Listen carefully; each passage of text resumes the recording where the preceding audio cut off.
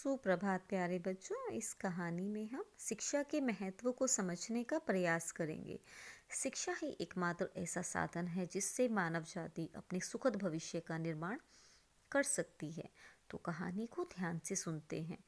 एक बार एक राजा अपने सैनिकों के साथ जंगल में शिकार के लिए जाता है और जैसे ही वे जंगल में पहुंचता है, भयंकर तूफान आता है। बिजली कड़क लगती है और राजा उस तूफान में भटक जाता है और भटकते भटकते राजा एक गांव में पहुंच जाता है और थका हारा राजा भूख प्यास से बेचैन एक पेड़ के नीचे बैठ जाता है। अचानक राजा वहां 3 बालकों को खेलते हुए देखता है और उन्हें अपने पास बुलाता है और उनसे कहता है कि क्या तुम मेरे लिए खाने और पानी का प्रबंध कर सकते हो। एक बालक कहता है कि हाँ, हमारा घर पास में ही है, हम आपके लिए खाना लाते हैं। तभी तीनों बालक वापस अपने घर जाते हैं और राजा के लिए खाने और पीने के लिए पानी लाते हैं। राजा उन बालकों को देखकर बहुत खुश होता है और उनसे कहता है कि मैं तुमसे बहुत खुश हूँ और मैं तुम्हारी इच्छाओं को पूरा करना चाहता हूँ, तो तुम मुझसे कुछ भी मांग सकते हो। राजा पहले बालक से पूछता है कि बोलो तुम्हें क्या चाहिए। पहला बालक कहता है, क्या तुम मुझे बड़ा घर और गाड़ी दे सकते हो जिससे मैं ऐशो आराम की ज़िंदगी जी सकूं। राजा मुस्कुराता है और उसे बड़ा घर, बंगला, गाड़ी देने का वादा करता है। फिर राजा दूसरे बालक से पूछता है कि तुम्हारी क्या इच्छा है। दूसरा बालक कहता है कि राजा, मैं बहुत गरीब हूँ, मेरे पास ना पहनने के लिए अच्छे कपड़े और ना खाने के लिए अच्छा खाना है, तो क्या तुम मुझे इतना धन दे सकते हो जिससे मैं अपनी पूरी जिंदगी ऐशो आराम से जी सकूं। राजा उसकी इच्छा को पूरा करने का वादा करता है।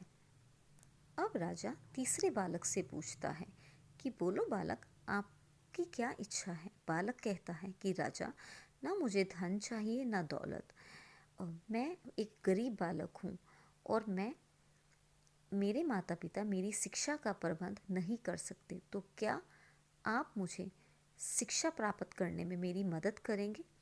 राजा उस बालक की बात को सुनकर बहुत खुश होता है और शिक्षा प्राप्त करने में उस बालक की मदद करता है। बालक दिन रात बहुत मेहनत करता है और बड़ा होकर एक बड़ा विद्वान बनता है और उसी राजा के राज्य में मंत्री बनता है। एक दिन राजा उस बालक से, विद्वान बालक से, उसके मित्रों के, बचपन के मित्रों के बारे में पूछता है और उनसे मिलने की इच्छा जाहिर करता है। विद्वान बालक उन बालकों को राजा के समक्ष पेश करता है। राजा उन बालकों से उनके जीवन के बारे में जानना चाहता है। राजा पहले बालक से पूछता है कि तुम्हारा जीवन कैसा चल रहा है।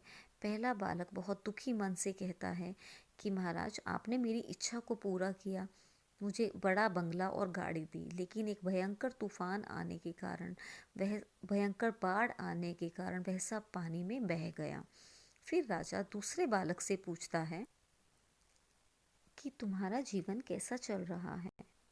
दूसरा बालक कहता है कि राजा जी, आपके दिए धन से मैं इतना आलसी हो गया कि मैं बहुत ज़्यादा ऐशो आराम की ज़िंदगी जीने लगा और धीरे धीरे मेरा सारा पैसा ख़त्म हो गया और आज मैं उसी स्थिति में वापस आ गया।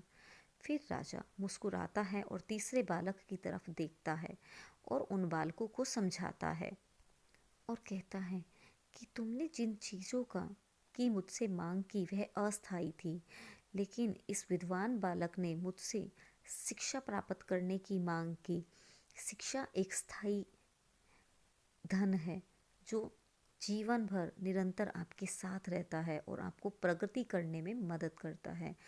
तो हमें शिक्षा के महत्व को समझकर उसे जीवन में पाने का प्रयास करना चाहिए और हर वह संभव प्रयास करना चाहिए जिससे हम ज्ञान को प्राप्त कर सकें, ताकि हम अपने जीवन में मुश्किलों का सामना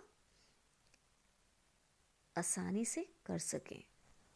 शिक्षा ही एकमात्र ऐसा धन है जो कभी ख़त्म नहीं होता।